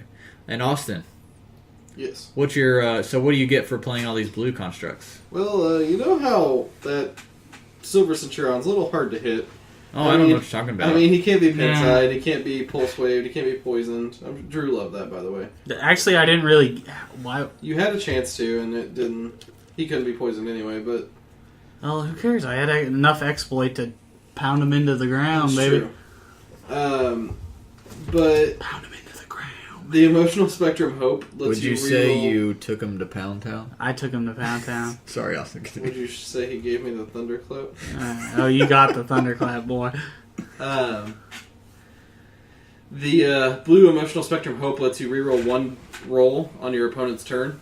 Could be any roll you want. So I was able to reroll his shape change or imperv, whichever I needed to reroll. Which he has both of top dial, doesn't he? Yep. So I depended on what I wanted to roll. Jeebs. Yeah, he does. He has both of them top dial. And then it's like, okay, well, what if I want to reroll some of the other Iron Man? Oh, the other Iron Man has shape change. And if he rolls a 1, he picks up willpower and loses shape change, so I wanted to reroll it every now and then. And then, what about Prodigy? Prodigy's got super senses. All of a sudden, it's 2 chances at 33% instead of 1 to completely avoid all damage. Nice. Yeah, it was fun. Any constructs that you were running that helped you out a lot? Scissors were great on Prodigy. Scissors are great anyways. 8 points for exploit. Through exploit on Prodigy, Prodigy would pick up an object and just smash someone for 5 exploit out the gate. Decoy and Nurse were both really good, of course. Another getting to reroll with shape change you could give to somebody. Boxing Glove. I kept using Boxing Glove to good effect. It allowed drones to actually get some decent attack damage. Mm-hmm. So what I would do is I would get... And the other thing is, Blue Ring was on it. So everyone who had a construct had Perplex to only up values. So I had these drones I was spawning. I'd drop them a Boxing Glove, free move them up, and then I would tie up people with it. And then they're sitting there close combat expert and just popping people. And I'm rolling the free action, leaving the Decoy and Nurse back behind to hopefully give everybody shape change. Since my main guys already had shape change anyway. Cool. It was a really solid team. Per usual, Silver Centurion allows you to set the tempo for everything because you just leave the torpedo running and you sit back and you bring them to where you want them. It was a really good team. I did lose. Second match was against a Yondu, which Yondu is really cool. I hadn't actually seen him play to really looked at him that much. I love him. I can't wait to play him. Oh man, he brutalized me. Would you say he gave you the thunderclap? No, I'd say he gave me the whistling arrow. In the whispering eye. Yeah. Third match, the team did not have the damage potential to keep up with. It was a Black Lantern team with Bizarro and Wolverine, and all these characters are just healed so much. And this team has really good steady damage, and not enough willpower to take advantage of just turn after turn barrage to drop people. So what ended up happening was I got out-actioned a little bit, and he was healing faster than I could damage him. But I did really enjoy this team. I still don't really like that Super Iron Man that much. I feel like there's probably some better choices for 100 points. I'd probably throw the 001 Iron Man over that. Yeah. Well, he's 150, though. He's definitely no Half-dial? GSX Sabretooth. Yeah, half dial, he's 150, isn't he? I don't know. I'm pretty damn sure. He's definitely no He's GSX. 150. Okay, never mind then. Yeah. I still think there's some other choices I would go with over Like him. GSX Sabretooth. I think War Machine's Like GSX 125. Yeah, War Machine 125 is a good one. It was alright, though. I mean, like as I said, he did great at his job of being a stealth blocker. We ran into a fun rules fiasco, though, between Yondu and him because he can't have lines of fire drawn to him, but Yondu doesn't draw lines of fire. Well, it's interesting because Yondu doesn't straight up say that he doesn't When I draw. looked It on, says regardless of line of fire. yeah, but when I looked on WizKid's website for any ruling related to drawing line of fire, it says Yondu doesn't draw Yeah, line I of ended fire. up ruling it that Yondu could shoot him, but It was an interesting thing. It was interesting. So, I played both of those teams you mentioned as well, and I had trouble with Yondu as well. I ended up having freaking Speed Demon run the full 14 squares, bust out the wall that Yondu was shooting me through since he doesn't need line of fire or whatever, and then Constrictor 10 range away freaking smoking Yondu. So. How is this even like was an improved targeting? Like, when did they make this an improved targeting? Improved targeting may make a ranged combat attack against any opposing character within range of line of fire, even if that character is in an adjacent square. that's Even if it really should say even if Oh. a character is in an adjacent square, but basically it That's lets the- him shoot that's all the one base. where he Oh, can that shoot, was yeah. the one all base. Okay. No, you're That- thinking of his trait, which is Yaka arrows. Make a But- range. Yeah, Yondu is cool. I cannot wait to play him. And he was playing with Power Plant too, which is genius. Like, that's the best thing to play with Yondu. Speaking of Yondu, real quick, Guardians 3000 is now out, and it's written by Dan Abnett, I love Dan Abnett. which is ridiculous, and it is issue 1 was so good. You guys should really check it out. Dan Abnett wrote. He writes a lot of novels. He's written every good Marvel Cosmic book. Yeah. They're pretty much as good. He writes the Warhammer 40k Horus Heresy novels, which are really good too. All right, so our winner was Spidey Swing, who went 3-0. So I'll contact you on Gmail, and we will see what kind of poker chips you want. But congratulations to all our finalists. Once again, I let my person down. Be sure, as usual. We have lots of mailbag here, since we have 2 weeks to catch up on. Gmail. Would you say our bag is hefty? It is a little hefty, yeah. Let's see. Nicholas Boyle, actually. We were just talking about Nicholas Boyle. Old Nick Boyle. Because Austin played his team. He says, "Hey guys, I download your podcast through iTunes and listen to it from there. However, every time I've tried to download recent episodes, it's been asking me to sign into Mevio, MEVIO.com, which iTunes hosted podcasts through until Mevio's recent shutdown. This makes no sense in the first place. That is weird. Since you guys host out of Podbean, correct? Yeah. As Mevio's down, I haven't been able to get this week's episode. If you could try to contact iTunes about this and get it patched up, it'd be a huge favor. Till then, I guess I'll YouTube it." Well, I'm a little behind on YouTube. I don't have last week's yet, but I was going to do it tomorrow. But, yeah, that sucks. I will look into that. If anybody else is having this problem, please email me, because otherwise I have no idea that people are having these issues. I myself listen to our podcast the same way on iTunes through my phone just to make sure it works, and it always works for me.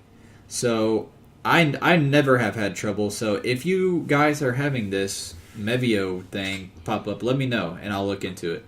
But Nick... yeah, as Austin said, go to podbean.com and use it. That's the safest because it literally plays it right off the website. Yeah, you don't have to download it. You can also download it though if you want, and then drag them over to your phone under audio and listen to them through your media player. You have the option. Yeah. We have a message from our usual Mr. Man. Mr. Man. Eric Linnell. Eric Linnell. He says, "Hey guys, really enjoyed your interview with Jittery. Number one, I hear a lot of smart people saying really good things about Starhawk. He doesn't seem that great to me. What am I missing?" Okay, Starhawk. I like Starhawk. I like him a lot. Is that the one that was played with the Yondu today? Yes. Yeah, and here's something I wanted to tell Tony, but I wanted to wait till after our match so that he wouldn't do it against me. Because, as I was just saying, Guardians 3000 just came out. And, of course, like anything, as soon as I enjoy a book, while I'm reading it, I'm sitting thinking, I should really make a Clicks team with these guys. That'd be really fun. So I made a team with, of course, Starhawk and, of course, Hollywood. You gotta have Hollywood if you're playing Guardians 3000. Yeah, Great value corner confirmed. And some other people. And I ended up throwing Mantis on there, and then realized that Mantis could trigger Starhawk's trait in extra time. So the thing that makes Starhawk good is he is a little pricey, 130 points, but he has 8 clicks, so a long dial. He has a freaking top dial of running shot with 8 range double bolt, psychic blast, and 4 damage. That ain't good. With a special damage power. Once per game, roll a Mantis can help him do his damage power, not straight. Once per game, roll a d6 that cannot be re-rolled. Minimum result of 2. Place that many past lives tokens on this card. Give Starhawk a free action to remove a past lives token from his card.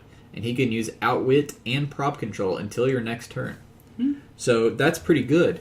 The reason that he's even better is because Mantis is, first of all, ridiculously good, and I think is going to be a meta piece. Oh, I fully agree. If she's not already, but she hasn't really placed anything, but I think she definitely has the potential to. Mantis has a really good mind control. And mind control, so here's an interesting thing for those of you who aren't familiar. Mind control lets you do powers that say they can only be activated once per game in extra time, per mind controller. So since Mantis is not silver ringed, you could actually, if you had 2 Mantises, you could do Starhawk. You could trigger Starhawk's roll 3 times. in the game because it's once per mind controller. So you could use Starhawk's power, let him put some let's say he rolls a 4 or a 3, average roll. He gets that many tokens, and then Mantis mind controls him, and he does it again. So now Starhawk basically for the whole game can every turn remove a token, have Outwit Prob on top of his amazing attack abilities he already has. So I don't think he's exceptional, but I think he's a solid. He's solid, yeah. I'd give him a B. You know what I mean? So He's a B. and he kind of looks like a B too, as well. Another cool thing about him is he can swap back and forth between Aletta. If you're not familiar with the character, he goes back and forth between entities, depending on various things, sometimes his mood. And Aletta has a 10 range and hypersonic, by the way. 10 range with a 12 movement and hypersonic. No, not good. Not good. Not good. Not good. It's a little good. It's pretty good. So 4 damage too. She also gives adjacent friendly characters energy shield deflection. We may or may not have just talked about how good that is. And she has a lot of clicks of running shot pulse wave. So it's good to have the option. So running shot pulse wave ain't good. Number 2, do you prefer War of Light Wave 1 recruits or Wave 2 recruits? That's a cool question. That is a good question. So Wave 1 we had Orange Lantern Construct, Yeah. which is meh. Meh. It's not bad. 35-point barrier plasticity piece. It can be annoying. Meh. Sinestro Core Recruit, who I think is pretty good. He's pretty damn I mean, fine. Pulse Wave for running shot Pulse Wave for 50 points and Perplex, not too shabby. That's a shame. Green Lantern Recruit, he sucks. He sucks. Blue Lantern Recruit, Is amazing. retarded. we're gonna go ahead and just say he's definitely the best one. He's the best. Controller Construct is pretty meh Pretty much. because it's basically bringing what Glami brings, except cost more. Yeah. All right, so we got one exceptional one, Unexceptional. one horrible one, and 3 3 a men. bad one and 2 decent ones. Are you really counting the controller construct in there, though? Because there isn't an equivalent over in the... No, sure, it's not really a. No, it is. Yeah, It's it's not a one of the recruits. No, it's not. Yeah, it is. Why wouldn't it be? Orange Because Lantern has 2. White doesn't have a. It has a minion. White doesn't have a minion. Yeah, White doesn't have one. So there would be 9. They did too, because obviously you can't have a lot of Orange Lanterns because there's not a lot of Orange Lanterns. So they did, basically this is Glami, but they did it as a generic version. I see what you're saying. That's weird. So in Wave 2 we have Red Lantern Recruit, who is pretty good. He's pretty good. I've played him. 50-point pin poison. In fact, I'd say he's really good. Then we have Indigo Tribe Recruit, who I like. He's not bad. He's only 40 points, and he has Flight, Sidestep, the Compassion ability, and reflexes and CCE, so he's decent. Star Sapphire Recruit, who's very good. I like Star Sapphire Recruit a lot. Black Lantern Reanimate, who's very good because you can bring more in, I love that. and that's it. I think Wave 2 is more all-around balanced. Right, but I think But Blue's the best. Blue is by far far the best. Blue is by far the best. So there's your answer. Blue has the best one, but Wave 2 overall is definitely the better. Blue Lantern Recruit's just a nuts piece, period, if you look at it. Number 3, since primers are on their way out, what are your favorite figures from primers? That'll take a long time. Let's just do a couple of our favorites. Oh, Primers, oh my gosh. So, GOTG, is there anything exceptional in there? Not really. No. Let's go back to Deadpool. Snake Black Clan Cat. Ninja. That Black Cat. Is that the No. Black Cat that does the... No. Or yes. Yeah. The Deadpool 203 Black Cat, we've recently played and talked about her. She's pretty good. 45 points to reroll a 1 is pretty good. Telling you, Snake Clan Ninja. There was not one in Slosh or Iron Man, correct? There I was thought there one in was for Slosh. Slosh. There's, Because those are the ones that have the trait for Yeah, adding there's the one for keywords. Slosh. I thought. You are correct. Okay, Slosh is definitely the best one. In fact, I can't believe I forgot. Cosmic Boy. Cosmic I'm Boy so mad at 201 you. is a humongously, exceptionally good piece. Triple Gig World number 206, Pretty good. exceptional. Both are meta pieces by and far. The Shrinking Violet's pretty good. You That's not have... the That's good science about piece. it. Which Amethyst is that? Not the good one. Oh. So you have Cosmic Boy and Triple Gig Girl are 2 of the best Gravity Feed pieces of all time. Yeah. So Not you, to mention, you gotta- Cosmic Boy is literally meta, and this is probably the only meta gravity. So is feed Triple piece. Gig Girl. Patrick just won the last the ROC, the biggest, the yearly one. Really? Yeah, with Triple Gig Girl. Yeah, you don't know, dude. her tokens get whatever she can use. You give them any resource, and they all get whatever That's they nuts. each get. Yeah, it is really nice. It's really, really good. Let's see. Wolverine, the X-Men, Iron Man, Invincible Iron Man. Did Wolverine have a gravity feat? I think it Yes. did. I don't remember it having anything exceptional, though. Shi'ar Guard. Cyber. Shi'ar Guard, 206 for 27 points. Pretty dang good. Cyber sucks. I know it Jean is. Grey, 209. This is one of the Yeah. best Jean Oh, Greys yeah. ever made. Number 209, Jean Grey. Is That very Lady good. Deathstrike's not bad. Lady either. Deathstrike's pretty decent. You skipped Invincible Iron Man. It didn't. Did it have? It didn't a have Yeah. anything exceptional, but it had some stuff. Um, It's Hammer Industry. No, it's General. all The 202 Rescue is not bad. For armor teams, she's worth owning. If you Everything play armor else teams. is pretty everything meh. else Everything is else was pretty really meh. meh. Teen Titans did not have one. I don't think. I thought No, it every did. set has had one. It had the Good Nowhere Soldiers. I remember because I really wanted Yeah, those. but they're not. That's about it. exceptional. Oh, 208 Rose Wilson. Oh, Rose Wilson. She yeah. was meta there for a while. 55 points, very extremely high potential piece. Rose. In fact, this is probably one of the best kept secrets of the Heroclix universe. Is Teen Titans 208 Rose Wilson. Amazing ASM. Spider-Man. I don't remember it having anything that's that very good though. Mm, It didn't. Is that the Rhino that gets bonus damage when he charges? The other one's better. Yeah, there really wasn't much in There's not. Uh, The main set versions on all of them are better though. there. Yeah. Batman. Batman does have. I like the Joker out of the Gravity Feat. Number 202, Bruce Wayne. Yeah, you Is forgot that the about good Brucey Nightwing? P. First of all, Brucey P, 202 is in here. Huh? Is that the good Nightwing? Or is that one of the good Nightwings? I can't remember. No, he's decent. That's the police one. Yeah, that's the police one. He's decent. The 206 Joker, though, I liked. 207 Joker, I liked. And 209 Batgirl is worth playing if you play Oh, yeah, I forgot about that one. Batman family teams a lot. Especially if you play the Bat Cycle. In my mind, this is the best modern age Bat Cycle pilot that you can possibly get. Because you get all the abilities for the cheapest amount of points. She got crippled. So hopefully that gives you some. So we got Cosmic Boy, Triplicate Girl, Jean Grey, definitely. Rescue, Rose Wilson, Bruce Wayne, and Batgirl. Like, I'm kind of, as a minion player, I am kind of sad to see primers go, but at the same time, they've upped the number of minions in main sets lately, to where Yeah. I think I'm not that sad. I'm in the exact same camp. Do you like the concept of the new dice/action token packs? Yeah. Sure, why That's not? okay. It's not something I will personally buy, but I'm sure people will find I'm- use for it. Exactly. I make my own, so I'm definitely not going to be buying any, but to each his own. I buy heavy-ass poker chips because they're nice. Number 5, I currently only own a power battery in terms of a resource. Which older resources should I be looking to pick up for casual play? Oh, yeah. We're going to be talking about resources real soon on our Meta Toolkit series, but just real quickly, All of them. Book is extremely cheap and very good. I think you could You skip have to Phoenix have Force. Split Lip. I think you should get the Phoenix Force you- just if you- because it's incredibly cheap. Yeah. To buy. No, if it's not Don't expensive, go already. I have a Phoenix Force that I've been trying to sell for $10 and nobody wants it. Dude, I'll tell you what, Eric. Send me your freaking... you do such a good job. You send us questions every week. Send me your your shipping info, and if you pay for shipping, I'll ship you a sealed full Phoenix Force. I love plants- power plant, but it's expensive. Yeah, power plant. I would not go ahead. I wouldn't Yeah, I was jump about to on say, unless you really want it. Just It 'cause is it's my expensive. favorite resource by and far, but it is priciest by far. Bat Belt you can go without. I would say Book and Phoenix Force.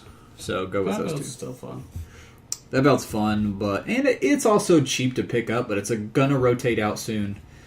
I wouldn't. And it's be- not really Yeah, as... true. unless you really, really want it. I wouldn't worry Just about get on board the hype train for the Pandora's box. it. Yeah, that's true. We got those. Rock of Eternity. Yeah, we got 2 different ones coming out. Pandora's box. Rock of Eternity, Drew. I'm Pandora's fairly certain they're gonna be basically the same. We're thing. going to fight. No, in fact, Pandora's box. Mike Rock of Eternity. Mike Kammer has an interesting question here. Entity Shenanigans. Hey guys, I've been experimenting with various builds for an upcoming match at my local venue. We usually play no tactics, no entities, no team bases, no colossals, but every now and then we'll play a game where everything is allowed. Now I'm not sure that this would even give me that big of an advantage, but am I correct in thinking that you could possess a duo character like Captain America and Black Widow if you first possessed a single character and then merged? So, for example's sake, let's say I take Black Widow and Cap and then merge them into the duo. Can I answer this? Because it is no, because the entity becomes null and void while they have that symbol. Correct. So I have spent about 3 weeks looking up rules questions for our upcoming ROCs. I wanted to iron out completely that I know everything that's going to be thrown at me for this thing. And this was one of the things that I looked up because, mainly because of the Trinity of Sin team base, people used to try to possess it because it does have the team base symbol, but it also gets Sharpshooter, and Sharpshooter is one of the legal options. But the answer to that is you cannot possess it because it would have to have Sharpshooter when you force construct, and it gets Sharpshooter through its attack power, and you would not have the effects of the attack power before the game begins. So you cannot possess it. If a piece's symbols cause it to become an illegal target for it, technically it can't use the power. I did some research also. I asked the rules arbs about it, and there was a similar question to your question that came up. I said, what if you took Ant-Man and morphed him into a giant and then morphed him back? Would he keep the entity the whole time? What would happen? So here's what happens. You could legally do the morph. Just because you have the entities on your two figures doesn't mean you couldn't morph together. You can. But while you are merged, once you merge into the duo, you would put both of the possessors onto the duo, but they could not use the effects. So you can't give them powers, you can't give them the bonus modifier, and you also can't turn the dial. They wouldn't have the keywords at that time, but an important thing to remember is you also cannot turn that dial. So if while they were the duo, they got damaged, the entity dial is going to stay where it's at. So if the entity dial is on click 1 and the duo gets hit on click 4, you're still at 4 on the duo and 1 on the entity. And if you later split back, you put the possessors back on the pieces, but those possessors stay on that click 1 while the pieces are at click number 4. Just keep that in mind. Oh, that is kind of cool. That's how it would work. And there may be potential to be exploited there. There may be some power combos. That's exactly what popped in my head. I was like, there may be a way to exploit this, but we'll see in the future. So yeah, technically you could do it. It just wouldn't be to your advantage. TJ Hamilton has another rules question. He was at the WizKids Open this past weekend. Hope you did well. And he brings up a question about Supergiant, which we have experience with. I love Supergiant. Because we love the Coal Obsidian here, and Austin played Supergiant against me and my Lord of the Rings team. And he got destroyed. Pretty much. I went Hobbit hunting. So, did he cheat, though, Hunter? I did not have to cheat. The rare game where he did not cheat. Wow, what a non-cheating moment out of all the cheating moments Austin's had. Supergiant has an outwit power that allows her to modify the combat abilities. Yeah, I cheated today. I forgot about that. Of the target. Allows her to modify the abilities of the targeted character by -1. Can you target someone with power cosmic with outwit, even though you can't actually counter any of their powers, just so that you could do the -1 to their combat abilities? So you have a good idea here. And I read the way that Power Cosmic and Quintessence is worded, and I wasn't 100% sure. I wanted to say you could not target them since they can't be outwitted, but I went to the rules arbs and found an official ruling just to be for sure, and you cannot target someone with Power Cosmic or Quintessence with outwit since it's an illegal action just to get the thing. So the answer is no, you cannot, and that comes directly from WizKids. Hold on, what is the... Can you tell which is the target?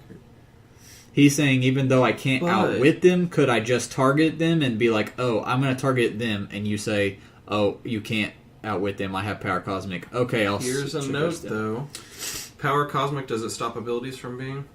Or is it just powers? I told him, let me find the one I sent back to him. I said what you could do, because hers doesn't say she has to outwit a power. Yeah, it just you could just outwit a combat ability. Like fly. Because here's the thing that most of you guys, I feel like most Clicks players don't realize this. Power Cosmic doesn't protect you from being outwitted at all. It protects you from having your powers outwitted. You can still have your abilities outwitted. So if you have the flight ability, Improved movement. if you have improved targeting or movement, and if you have Indom for some reason, say it's a piece that starts with Indom, later in their dial they pick up Power Cosmic somehow through a special power or something, or they have it through the Cosmic Rod or something like that. Yeah, but doesn't Power Cosmic state they ignore pushing damage anyway? Yeah, I'm saying okay. Normally a figure wouldn't have both, but if you had somebody who got Power You Cosmic... could do it to trigger this. If you gave a figure that already has Indom the Power Cosmic Rod, Yeah. you know what I mean? So you could just outwit an ability that they have and then trigger her thing. Mm-hmm. So that's what I would do. Interesting. Question. Tiny size and giant size are not counterable, or are they? I'm fairly certain you cannot counter the symbols. One of the two, I think maybe Giant Reach you can counter, but we'll have to look at the PAC. And I don't have it out at the I'll moment. check the rules app real quick. It's on the backs of the PAC. Let's see. We had Nicholas Boyle says best build. Malcolm Rush, we missed this question a couple weeks ago. This is a fun type question. He says, I have a few questions for you three today. What is your favorite old school Heroclix that has no special powers, no traits, only basic powers, and that is it? I know this. What's yours? Thanos. Hey, actually, Oh, I the was gonna say- Supernova? Supernova Thanos. Actually, this used- was the exact piece I was going to say. I used to own that figure a long time ago. I probably still do. Yeah, Not the, I think I still do own that one. Or are you talking about this guy? Oh, he's got special abilities. Crap. This is the guy I used to have that you guys probably played with. That's the guy I remember.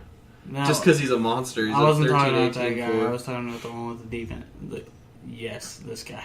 Okay, so we got two different Thanos answers. Drew says Infinity Challenge 141 Thanos. Who has a 15 attack. He's 185 points. This is such an interesting dial. I know. It's Clicks awesome. was such a weird design back then. This is awesome. 185 points, 10 range, double bolt. But And retarded values for this time the frame. single lowest defense value I think I've ever seen on that last click. 10? Oh, There's lower. Yeah, there's Really? definitely lower. There's lower. So ridiculous attack values for some reason, though. Austin likes Supernova 096, who I mean, he's expensive, but he's cool. at the time was exceptional. 13 attack Pinsai. Can you name someone in recent memory that's been a 13 attack base at start? Yes. That wasn't a Colossal or something? No, not No. really. That's what I'm saying. I mean, like, he was basically a single figure freaking boss fight for the time. He's cool. I like him. Also, you cannot outwit great size, giant reach, or tiny size. I knew you couldn't tiny, and I was fairly certain you couldn't giant, but I just wanted to double check, so that's something that's always good to know.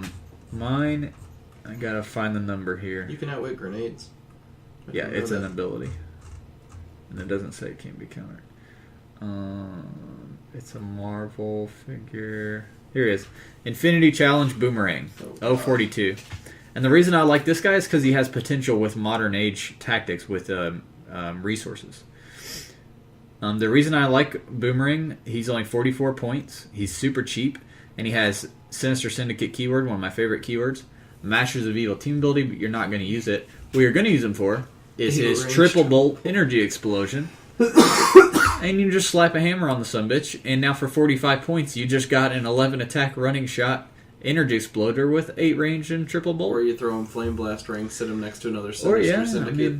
I just think it's a good way to take a really old, crappy figure and make him good these days. Yeah. So I like him. There's a lot of old pieces with non-powers I like. It's just, it's hard to really think offhand because we haven't played any in forever. Let's see. Mike Kramer sent us an email. I don't really think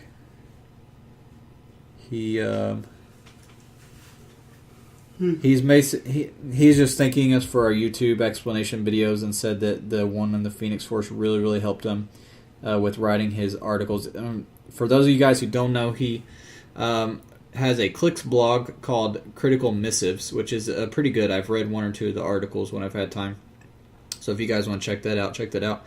But he said we recently did an episode where we were talking about all the new updates to the Rock, and we talked about the new 3 map limit, and we all said that we liked it. For those of you unfamiliar, now in the ROC events, and this will how it'll be if you come to next week's Style H event, you only get to pick 3 maps when you build your force, and those are the only 3 that you're allowed to bring with you. That's a new rule for the ROC. He says, it's one of those things that seems so simple yet so ingenious, and I wish I would have thought about it. And he was kind of wondering our opinion on the no tactics, no entity possession, the no figure bigger than a peanut base, like if we like that. I like it. It mixes things up. I do. Exactly, and most importantly, I feel like entity possession should be part of tactics anyways. Yeah. So if you say no tactics, you shouldn't be able to do that. Yeah, we are beating a dead horse with that one. Yeah. we have gone over that before. I think it's an interesting. I like the fact that the ROC doesn't focus on one specific build type. Yeah. That they keep things kind of diversified in that way, because it does. It brings out a lot of different play styles and team comps. We had one from Twitter. Michael Cumby says, what's the best combination for the split and merge for the Hal Sinestro duo? Oh, that's a good question, actually. My answer was there are 2 different Sinestros that are very good. Purple Lantern Hal. They're both older. Fast Forces War of the Light Sinestro at 200 points is very good. And relatively easy to get a hold of. Charge running shot, and after he charges, he can quake for free. Very good value, sharpshooter, and then he gets a special psychic blast thing later. The other Sinestro I really like, Green Lantern Gravity Feed 005. Yeah. Or sorry, wrong one.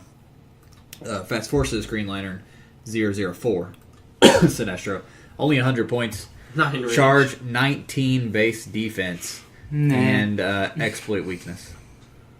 And then for the last 6 clicks of his 8-click long dial, he can heal whenever he... Or no, yeah, if Sinestro possesses power after taking pushing damage, put a fear token on this card. He gets +1 attack for each fear token. If he's healed, remove all fear tokens. So he gets better as you push him, basically. I like that figure, especially top dial. So It's been so long since I've played him. those are 2 Sinestros I would pick up. For splitting, merging, for Hal, I like the... There's a lot of options, but the best the best combo, I think, would be the Fast Forces Sinestro at 200, and then this Green Lantern at 100. It's one I used to play a lot. The Fast Forces Justice That's League exactly the one I figured. 006. He can carry your whole team because of the Green Lantern TA. He has TK. He has Sharpshooter, Double Bolt, 8 range with running shot. He has RCE, he has Pulse Wave at times, Prob Control at times. He's just a really good dial. And he's exactly 100. How many points is the Teen Titans Green Lantern? His issues are that he has weird point options. He has 110 or 160. If you really wanted to, you could go with the 100 point Sinestro and then this guy at 160. The other new Hal Jordan from the pack thing is 160 as well. So Hal is really difficult to split and merge with. That's why I think that this Fast Forces Justice League one is a good one, because he's 100 on the dot. Are there any of them in the actual War of Light sets that you think are good for splitting a Hal? No, not really. Oh, that's true. I didn't think about all the Hals, though. That's what I'm saying. There's all the different color The ones. problem is they're all 80. And usually they buff whatever their lantern color Exactly. They help the rest of the... the red one probably would be a decent one, since he's just he's a a solid beater. melee beater. He's a beater, or if you needed the penetrating poison. He would pair well with that Sinestro, since the Sinestro has Pinsai and stuff like that. And then the Black Lantern one at least has Psychic Blast top dial, and then he could heal up late dial. And he has Exploit for 4 clicks as well. There's potential. I'd say the black and the red you could keep with you just in case. So hopefully that helps you. And then we had a couple on Facebook, and that should wrap us up. So we have Dial H4 Heroclix. Messages. Daniel Acevedo he actually had 2 questions. Thank you, Daniel Avocado. I think I called him Avocado before on the podcast. No, that's good. Does Absorbing Man 103, also known as Uruforge Absorbing Man, take pushing damage from a second action token? Yes, he does. Yep. Does he have to roll for it due to a special defense? No, because pushing damage is unavoidable, same way as Mystics. Also, what's the best way for me to beat this guy? The only way I can figure he can take damage is from mystics or some other form of unavoidable damage. You would be right, but you can also use... Basically, what you want to do against him is swarm him. And poison helps a lot. Swarm teams, just in and of itself, flurry. Anything that's going to get you multiple attacks. You know what? Multiple attempts to damage him. My advice would be to go buy a shit ton of horseshoes and rabbit's feet. And hope to God... And pray to all the deities. Don't just pick one. Diversify your investments here. And get all the luck you can. And hope that you hit one number and just one-shot him on turn 1 and your opponent scoops. Shiva has done well for me when I've prayed to her before.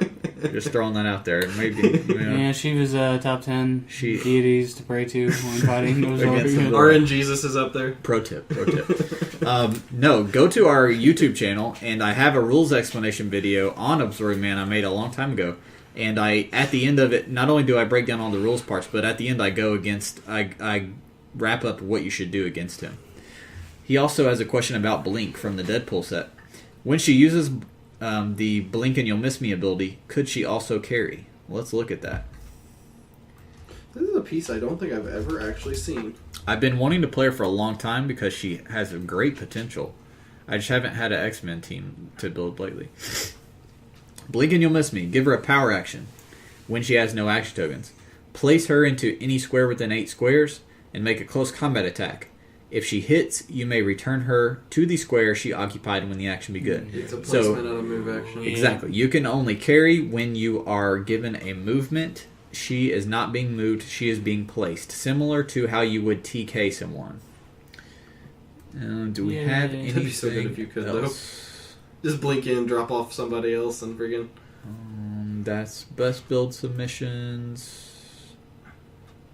That's it. I think we had one comment on the actual page. Torres Lewis was just giving us some encouragement, saying he loves the podcast. Woo! So that will wrap it up for. That was a long episode for us not doing anything. We had a couple weeks of. We did some value. We took it down to the value corner. Oh, that's true. I'm sorry. Value corner was there. I'm sorry, Based Sabretooth. Forgive me. Be sure to follow us on Facebook, Peter Shreds. Twitter. And send any questions, penis pictures, or anything else. Austin will love them. To our Gmail account. Dial H for I don't answer the Gmail account, so you can send all you want to it. Actually, do not, because I open it at work all the time. Go back. There's a podcast with Austin's number on it. Send all Please don't do that. Yes. Send all penis pictures to Austin's personal. I will forward them all. I will forward everyone I get to Hunter and Drew. I can just delete them. You're the one who's scarred forever. Send them to us. Dial H4Heroclix at gmail.com. Next episode is going to be a short, concise one giving you advice with the new lanterns. Those packs are now out. You can go to your local stores or go online and find the lantern packs. And now you can trigger all these emotional spectrum abilities. So we want to go through each color and give you advice on what type of pieces would combo well with those. Give you some build ideas for the future. So you won't really have news on that episode because of our upcoming ROC. So next week is our annual Dial H. So we're going to record this in advance and give you guys an episode to listen to that week. And we hope that some of you will be joining us that week as we do our Dial H. There's no hope event. to it. There is a you will join us for this event. I want to see a couple of you at least. We're going to just do like the hypnotizing like tone or something that just Until next week, this is Hunter signing off for the sexy duo, Drew Alderson and Austin Smith. Oh, thank you for including me. I thought you were going to be you two.